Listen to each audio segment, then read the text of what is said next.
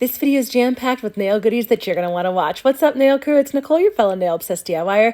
Today we are going to talk about how to get really nice, beautiful, even dip powder nails that you just hand file. No e-file needed. I know I normally do an e-file, but I wanted to do one to show you. If you're afraid of the e-file, you don't have to use one to get beautiful dip nails. And then we're going to do some super fun stamping over top of it, which is layered stamping. I'm going to show you some do's and don'ts for that.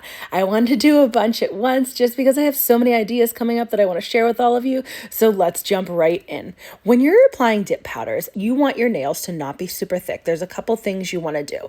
First, we're going to start off by noting that I do have builder gel as a base on my natural nails. And if you don't have builder gel as a base, you're going to want to build an apex.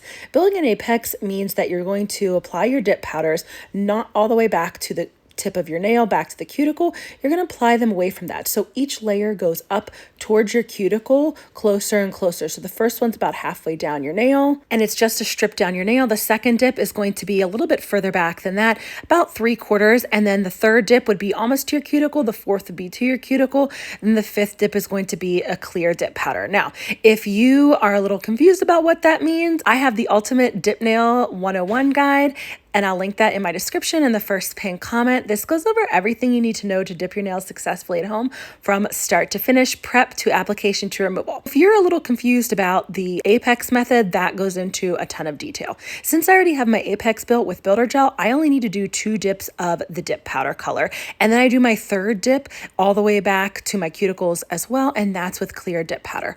When you're applying dip powders and dip liquids, you want to make sure that your dip liquids are as thin as you possibly can and that they just cover the nails. So you don't want the liquids to be super thick on your nails, or else your dip is going to end up really thick. And the dip soaks up into whatever liquid you have on your nails. So if you keep your nail thin, then there's only going to be a small amount of dip soaks up into your nail. And we want to keep our nails as thin as possible. We don't want them to be super thick. Super thick nails can actually cause issues besides the fact that they look really bulky.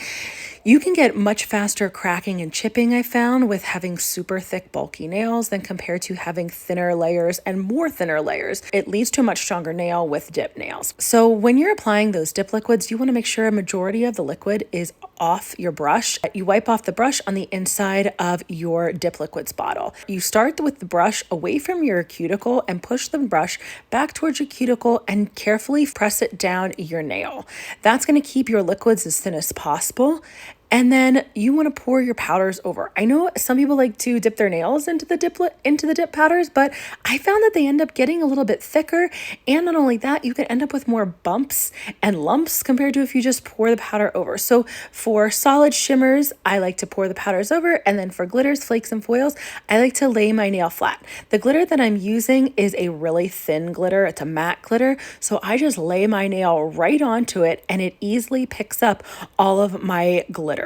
And there's no spots open because you can shake it up before you lay your nail flat into it and make sure that all the glitters that you want to get onto your nail are up there at the top of the dip that's in like either a little dip cup like I'm using, or you can also use a cupcake liner. And that's how I get the really nice application of my glitters and flakes and foils. I do the same method for all 3. Since this is a fine glitter and it's a very like full fine glitter, there's not a lot of clear in it. It just applies so well that I really don't have to move any glitters around. And when I'm doing fine glitters like that, I don't need to place any, versus when you're doing chunky glitters, sometimes you end up having to place a couple of the chunky glitters. And that's how for chunky glitters, you can keep your nails from getting super thick. Just place a couple chunky pieces instead of actually just continuing to dip your nails into the chunky glitter. When you're doing a clear dip powder over top, you can pour it over, and then I typically dip my nail in a little bit just to soak up the rest of the clear. Some people like to press their clear down into their glitters. I'll do that if I'm using a chunky glitter once in a while, and I make sure that I have a piece of tape on one of my fingers on the opposite hand to really press the clear down into the glitters. Then make sure after each layer you do, no matter what color it is, whether you're doing clear or an actual color or a glitter, that you brush off the excess powder before you go to the next layer. And once you're done with your clear, you're going to activate that and let it fully dry before you start filing and buffing and shaping. And the way that you know it's dry is by if you tap on your nails and it makes like a hard tapping sound and your other finger doesn't press at all into your dips, then you know that it is ready to go to file and shape. Since my nails are all hardened from the activator, now we get to get into the fun. I like to use a flexible file to do my buffing. I know a lot of people like to use buffing blocks, but my hands are really big, so having something that's much larger than just a little buffing block works really well for me. These are flexible files, so it's basically like having a buffing block that's the size of a file. It holds up a little bit longer, I've noticed, than just little tiny buffing blocks, so that's what I personally like to use. Then you can go around and fix any shaping, like anywhere your shaping got wonky, with the hand file. And lastly, once you do that, then this is my little key to getting the nice cuticle lines, is I use a Bonafide Beauty Ergo file. It's this funky looking glass file that's curved, and I go in around my cuticles to clean up the cuticle lines and make them really nice and smooth. That's what I would typically do with my e-file, but since I wanted to show you how to do it with all just hand files and buffing and shaping, you don't have to use an actual e-file. That little tool, the Ergo file, will do the same thing. Now you have to be really careful, even though these are glass and they don't cut you as much. If you slice too hard down the side of your hand, you can cut yourself. That's just like the e-file, right? Like I've cut myself a bunch of times with the e-file. I've cut myself with even these flexible files. Okay, if you're anything like me and you're a little bit wild and messy when you dip your nails, you can cut yourself with basically about anything. So gently run the Ergo glass file around the edges of your cuticles and then switch back and forth to the flexible file, because you're gonna gently buff down anywhere that's sticking up. So I just flip back and forth between the glass file going around my cuticles, and then I'll grab my flexible file to buff down anywhere I need to, so that I'm not getting too far into the sides of my nails with that Ergo file. And that is it. That is how I get beautiful cuticle lines, nice nails that are buffed smooth without having to go crazy with an e-file. Application and dip liquids and products are also a huge key to getting that beautiful finished product. Now we're gonna have some fun with some layered stamping. The first thing you wanna do is protect your skin from the stamps that are gonna get on the side of your skin. So either use liquid latex, or you can use these little barriers like I'm using, these sticky, basically stickers that go around your skin to protect them. When you're doing a layered stamp, the first thing you wanna do is get the top ready that you're going to do the reverse stamping on. So you're gonna get the top stamp ready, and that's what I did first, and I let that dry while I was doing the base of the layered stamp.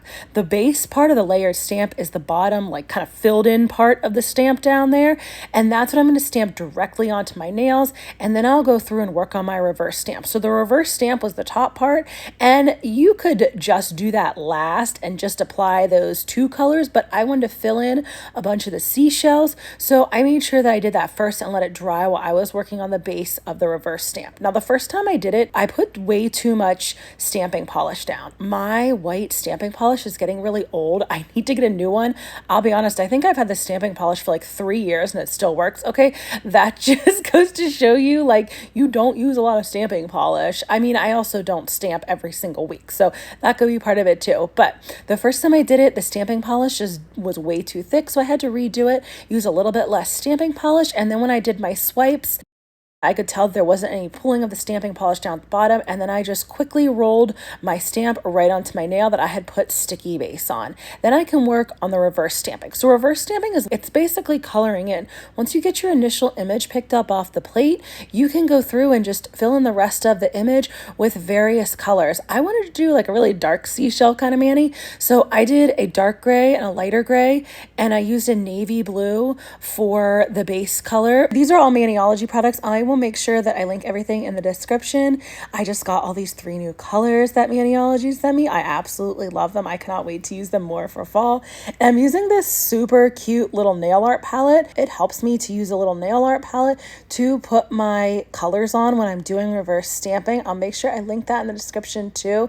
These are new nail art resin palettes from my friend Michelle. I absolutely love them now. Like, they're so cool. So once I finished filling in my stamp, then you let that totally dry because you don't want that to be wet before you go and apply that to the top of your first layer of the stamping. Once your first layer of the stamping dries, then you can go in with sticky base because now your reverse stamp is dried, your first layer is dried. You apply the sticky base, let it sit for about 15 to 20 seconds to make sure it's tacky but not wet, and then you can go and just roll your reverse stamp right on down. Now, did I line it up perfectly? Absolutely not, but I wanted a little bit of the white to show underneath where the shells were, just to give it like a little bit more depth. So it ended up working out really, really well. Now I want to do like all the layered stamping things, but nothing too crazy because I have the patience of about a 5-year-old. So doing too many layered stamps probably wouldn't be great for me. Like these 2-level layered stamps are my cup of tea. After my stamping is done and I take off any of the latex or whatever I have protecting around my skin, I like to go around with either acetone or a nail polish remover just to clean up any excess stamping polish that got on my skin. Then I finish my stamped nails with the Maniology smudge-free top coat. I like to do that once my stamping is all dry, and then once the smudge-free top coat is dry, I like to go over with the Seche Vite fast dry top coat. On the rest of my nails, I did dip liquids. If you're still struggling with stamping, check out this next video for more easy stamp nail art. Thanks for joining me today.